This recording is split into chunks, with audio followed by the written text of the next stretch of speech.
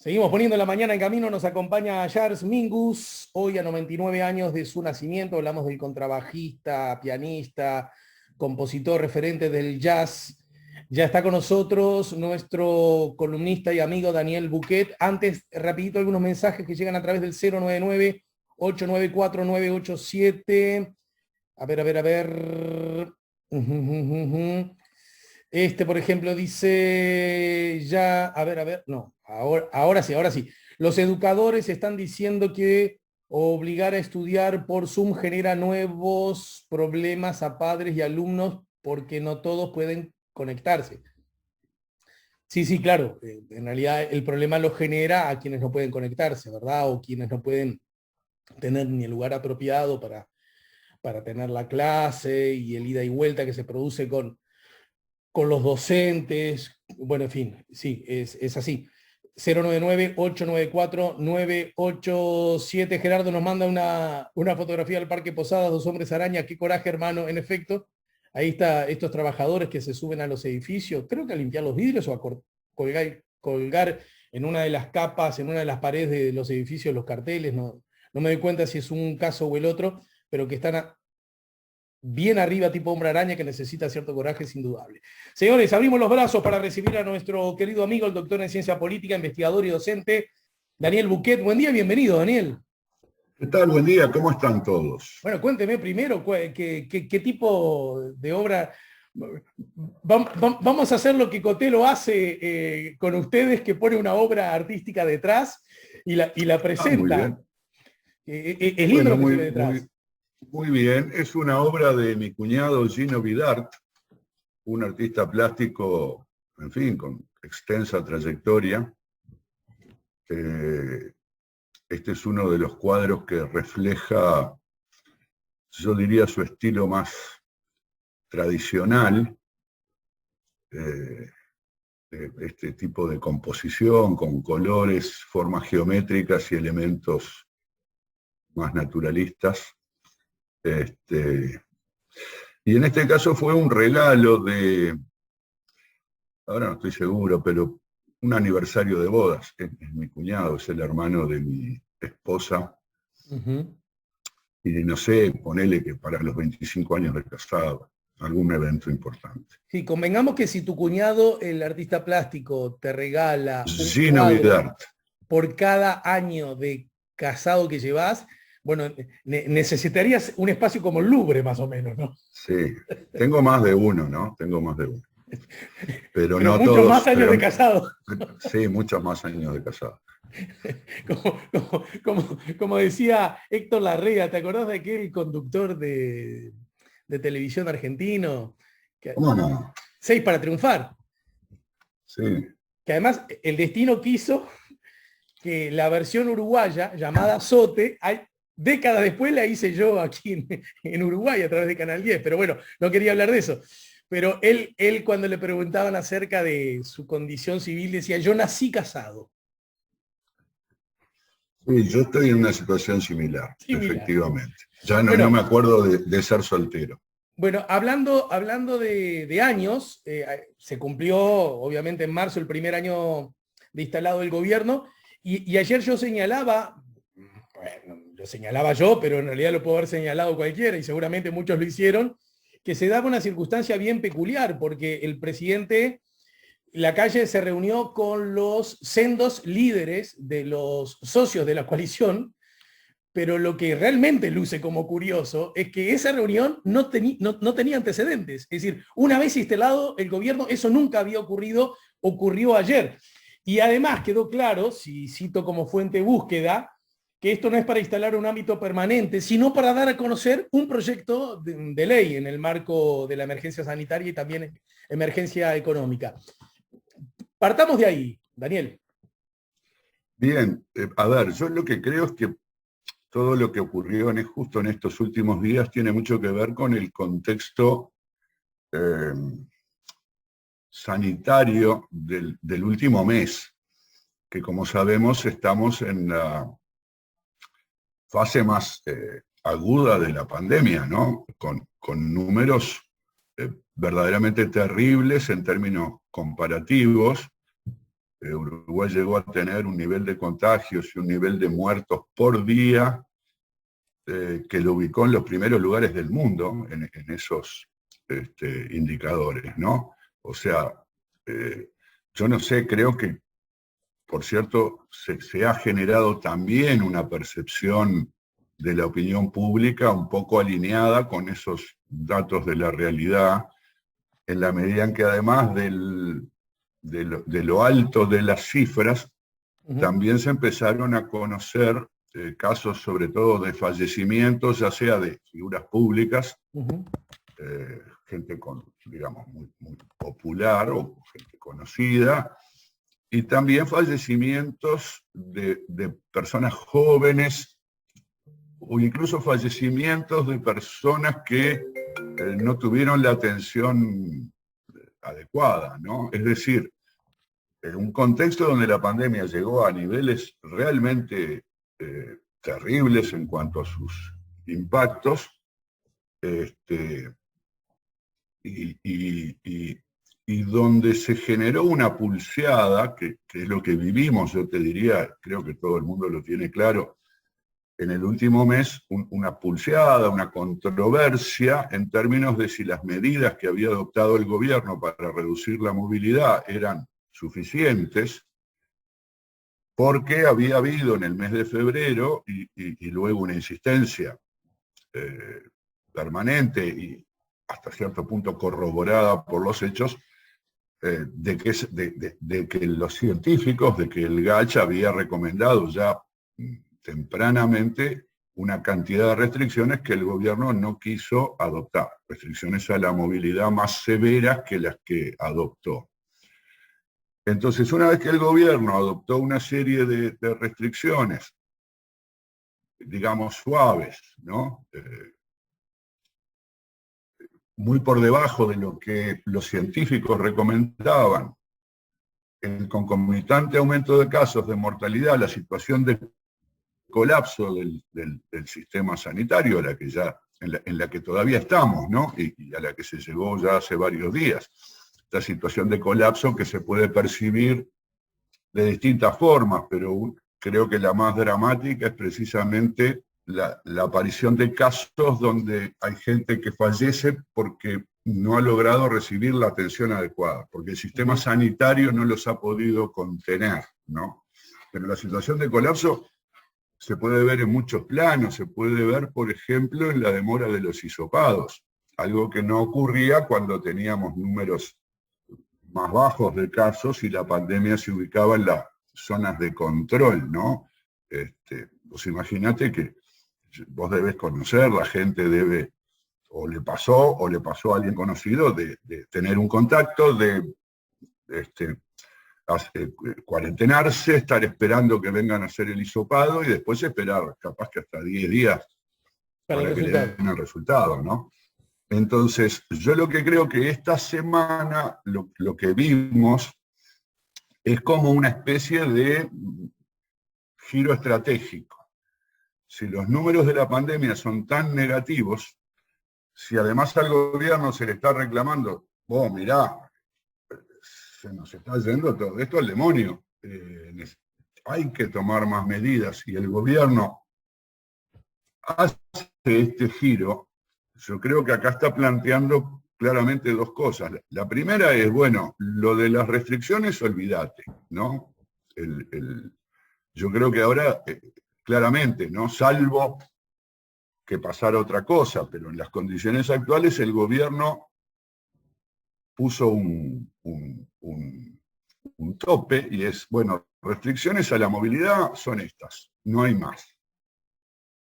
¿No? Lo demás depende de la gente, depende de que la gente se cuide, y para mí es un punto clave donde el gobierno, no solo el gobierno, ¿no? Yo creo que además muchos periodistas y la gente común tiende a pensar que ese argumento es un argumento sólido, es decir, bueno, no, esto no depende de que el gobierno tome medidas, depende de que la gente haga lo que tiene que hacer. Y si nos va mal es porque la gente no se cuida, porque la gente no sigue las recomendaciones. Esta es una interpretación equivocada, ¿no? de los medios para lograr un fin que es digamos, la disminución de la circulación del virus, que justamente no es apropiado. La disminución de la circulación del virus a través de la restricción de la movilidad es un bien público, es un bien que no se alcanza a partir de las conductas individuales motivadas por los propios individuos, sino que los bienes públicos, a diferencia de los bienes privados, solo se alcanzan si se crean los incentivos adecuados. Es decir... Me parece, Daniel querido, me parece que a lo que estás arribando es como la encrucijada, ¿no? A propósito de las discusiones sobre este asunto, porque están arriba de la mesa en forma explícita o implícita constantemente desde ya hace un año. Y quienes, como bien decís, el gobierno, sus voceros, los oficiales, los oficiosos, bueno, y también los vocacionales, algunos incluso que trabajan en el ámbito público, en el ámbito privado, y algunos que trabajan en los medios de comunicación, y sugieren e imponen esta idea, es decir, que en realidad, si nos está yendo mal, vos aludías a la situación, es porque las personas individualmente, con una mirada colectiva, por sí y ante sí, no se cuidan lo suficiente y por lo tanto mal haríamos en responsabilizar al gobierno de esa actitud que en el fondo es de los ciudadanos o de buena parte de los ciudadanos. Claro, pero este tipo de fenómenos tal vez convenga explicar de repente un poquito qué es un bien público, ¿no? Porque yo no es filosófico el término, es de la economía. La economía habla de la producción de bienes, ¿no? Bienes y servicios. La gente está acostumbrada. La economía le llama bienes a las cosas que la gente desea tener, ¿no? Por eso se llaman bienes. Lo contrario son males, ¿verdad? Entonces, la economía, la sociedad vive del consumo de bienes, de los bienes que produce la misma sociedad, ¿no? O eventualmente de la naturaleza, pero normalmente no en estado natural. En economía, ya hace décadas, es algo de la economía, digamos, de mediados del siglo XX, se empezó a estudiar un tipo de bienes particulares que son los bienes públicos. Y los bienes públicos, bueno, tienen características muy específicas, pero hay una que es bien importante, bien distintiva. Cuando existe un bien público, cuando se produce un bien público, la colectividad, la comunidad donde ese bien público está disponible, lo consume sin exclusiones, ¿entendés? Eso es lo más importante que caracteriza un bien público, por eso se llama bien público y no privado. Esa es la gran diferencia. Un bien privado es algo que yo compro y yo lo consumo, y si vos no lo comprás, vos no lo consumís. ¿De acuerdo?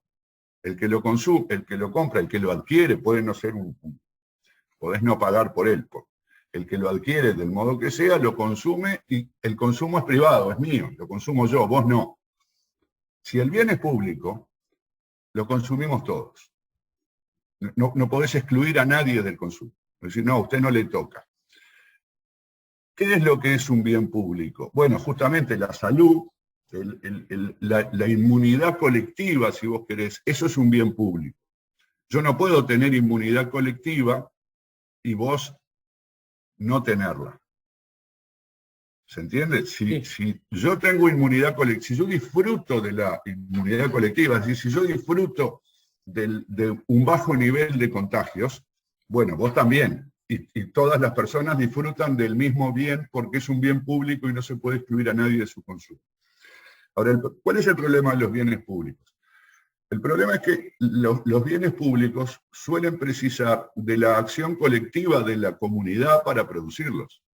Justamente, la inmunidad colectiva o el bajo nivel de contagios, que es un bien público, se produce cuando todas las personas nos cuidamos, nos quedamos en casa, salimos solamente para lo imprescindible y cuando salimos no nos juntamos con más de 2 personas. Bueno, en fin, o sea, cuando se toman todas las medidas que harían descender el nivel de contagios.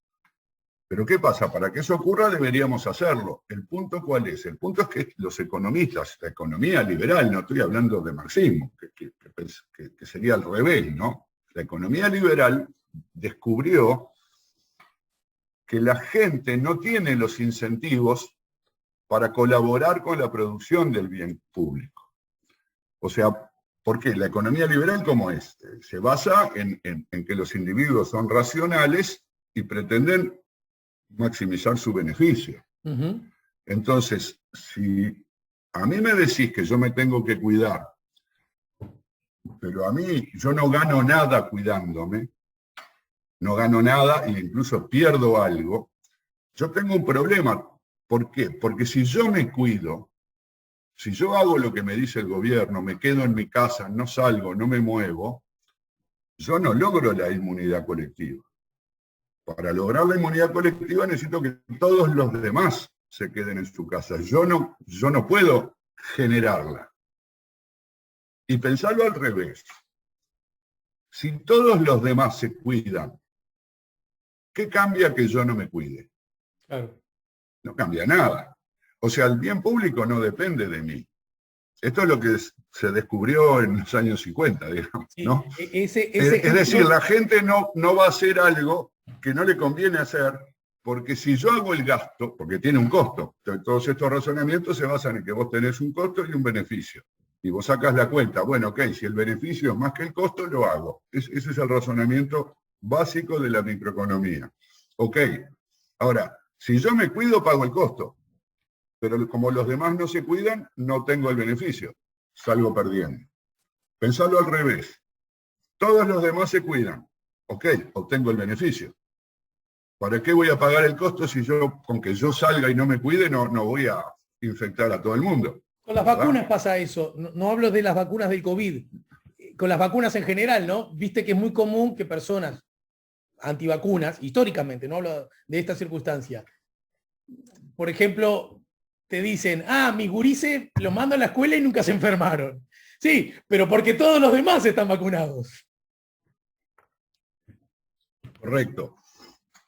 Ya, ese comportamiento, uno de los teóricos, tal vez el referente principal que elaboró este argumento en los años 60 le llamó free rider, ¿no? Que quiere decir colado. Free rider es el que viaja gratis. Lo traducen por polizón en algunos textos. Sí. Colado sería el término que diríamos nosotros, ¿no? Viajás gratis, no pagás el boleto. Está bien. Ojo con confundir la vacuna con un bien público. El bien público es la inmunidad colectiva, o de rebaño, como le llaman, ¿no? Sí, está bien. Eso es un bien público. Pero ojo porque la vacuna es un bien privado. En este caso, además, gratis. Fíjate que el bien privado yo lo puedo adquirir y consumir sin pagar. No es un tema de que si pago o no pago. El bien existe, el bien se produce, luego se asigna a las personas, pero si yo me vacuno, el que está vacunado soy yo y vos no. Y la vacuna me produce inmunidad a mí.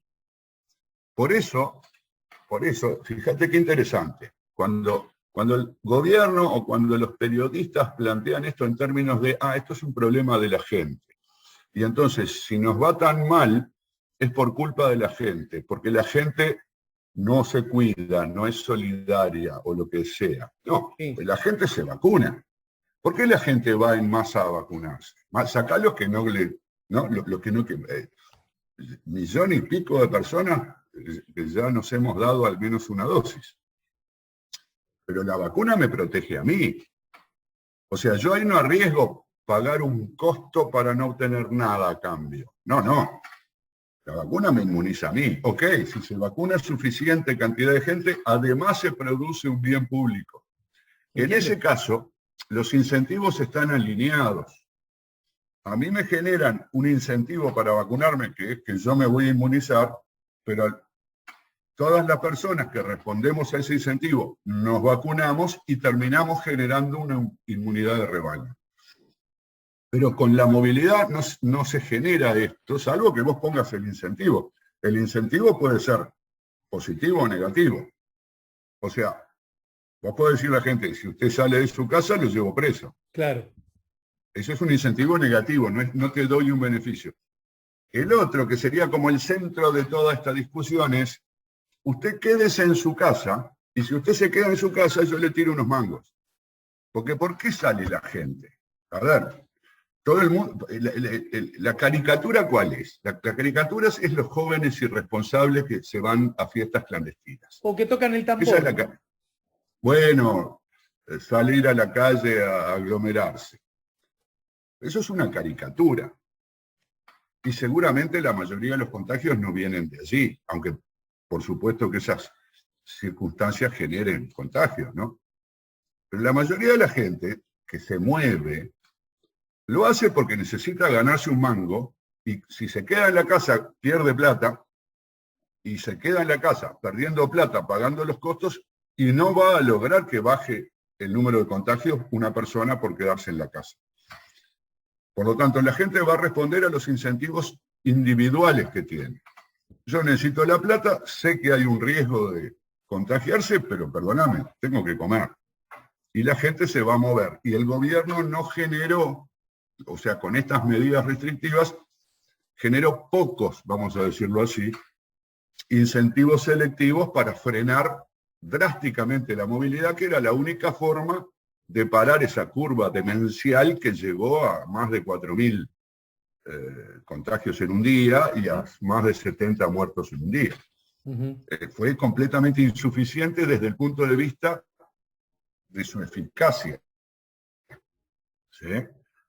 Entonces, bueno, yo creo que ese debate, lo que pasó en estos últimos días, fue como cerrar ese debate. Bueno, se terminó, no discutimos más. El gobierno no quiso poner esas restricciones, no por lo que valoró, digamos, en términos de perillas, para usar los términos del propio presidente. Si cierro mucho la perilla sanitaria, se me va al demonio la perilla económica, yo no quiero gastar mucho dinero, yo no quiero que la economía baje su nivel de producción y tener que compensar con recursos del Estado. Entonces, bueno, acá lo que vos ves es lo que, justamente, además en economía, casi todas las cosas funcionan con lo que se llama en inglés trade-off, ¿no? Que es como un intercambio. En realidad es lo que la gente conoce como una frazada corta. O sea, bueno, si yo digamos, abro la perilla sanitaria, porque creo que no tengo cómo mantener a la gente aislada sin gastar una cantidad de dinero que no quiero gastar, entonces lo que voy a tener es, bueno, una economía funcionando, que tampoco, acá hay un problemita porque tampoco funciona tan bien, porque como tanta gente se contagia y los contagiados se cuarentenan y los enfermos no pueden trabajar y todo lo demás, ojo, porque tampoco es que la economía ande volando, ¿no? O sea, la propia pandemia frena a la economía. No son las medidas restrictivas del gobierno las únicas que frenan la economía. Claro, la propia evolución de la pandemia la frena igual, porque los enfermos no trabajan. Y bueno, eso lo hemos visto en todas partes. Pero en definitiva, lo que hace el gobierno es cambiar, bueno, un nivel más alto de contagios, CTI, fallecimiento, por un nivel menor de restricciones. Y esa fue una opción, y yo creo que esa opción quedó perfectamente establecida, de modo de, yo te diría casi decirle a los demás, bueno, no me pidas más cosas porque no voy a hacer más cosas. Y entonces esta semana se dedicó a llevar el centro de atención a otros asuntos, incluso sacando justamente de la escena al área de la salud. Viste que todas estas últimas apariciones públicas, bueno, no aparece el ministro de Salud, no aparece el presidente de ACE, en fin, los principales voceros del gobierno en materia de salud pasaron a segundo plano, y lo que vimos es, ahora les muestro, les lleno el escenario con los otros. O sea, el gobierno dice, bueno, muy bien, vamos a atender, liquidamos este asunto de las restricciones, basta de, no me molesten más con las restricciones. Ahora vamos al otro asunto. ¿Cómo el Estado va a compensar las situaciones de deterioro socioeconómico que se han venido generando por las restricciones o no, o por la pandemia misma, ¿no? Digamos, por la falta de movilidad, incluyendo hasta el exterior? Entonces salen todos estos ministros el otro día a anunciar medidas específicas en función de los sectores. Fíjate, además que aparecen muchos ministros de la coalición, ¿no? Aparecen ministros colorados, independientes. Creo que no estaba la ministra de Vivienda el otro día. No estaba.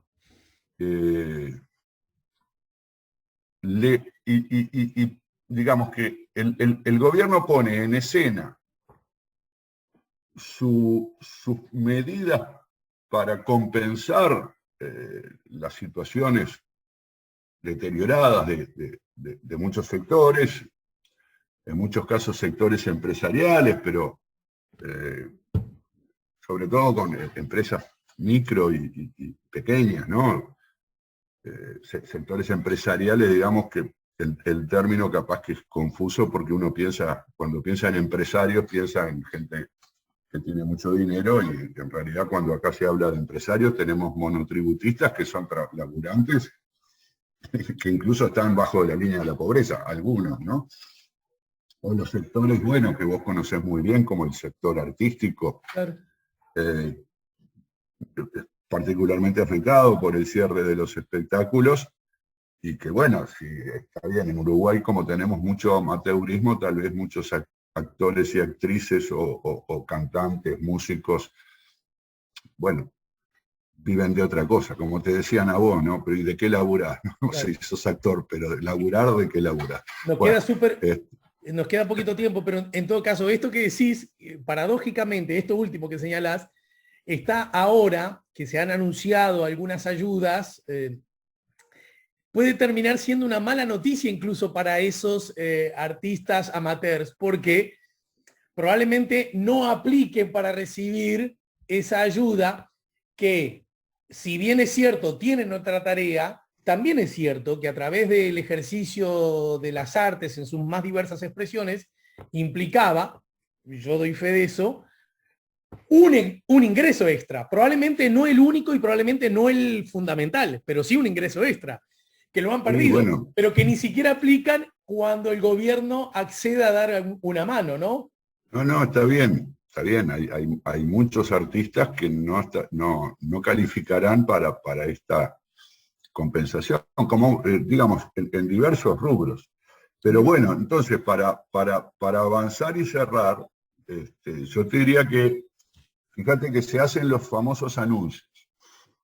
Sacamos del primer plano de la escena a los que se encargan de la salud y ponemos a los que se encargan de la economía y la sociedad, ¿no? Que te bajo la UTE, que no me pagues el IRAE, que bueno, no vamos a mencionar las medidas porque son decenas, que flexibilidad y seguro de paro. Además, pegado a vos viene Gabriela Mordecki y vamos a hablar de ese asunto.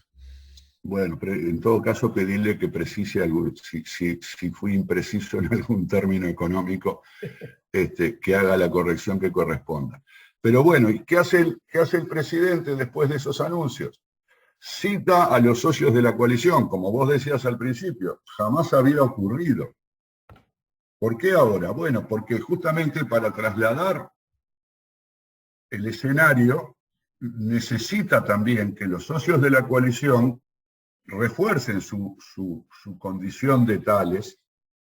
Es bueno que el gobierno muestre una coalición unida, y es bueno además que los socios de la coalición se sientan cómodos cuando le acaba de decir el presidente que va a tomar en cuenta algunas de sus sugerencias, porque los socios de la coalición sin salir de la coalición, parecía que en los últimos tiempos venían más alineados con el Frente Amplio, con algunos de los reclamos, en fin, sindicales o empresariales, que con el propio gobierno.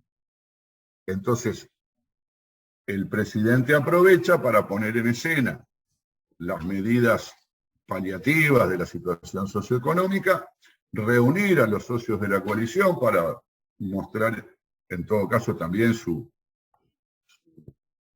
satisfacción con que se hayan tomado algunas de las medidas que recomendaron. Se reúne con los intendentes del Frente Amplio, no es casualidad.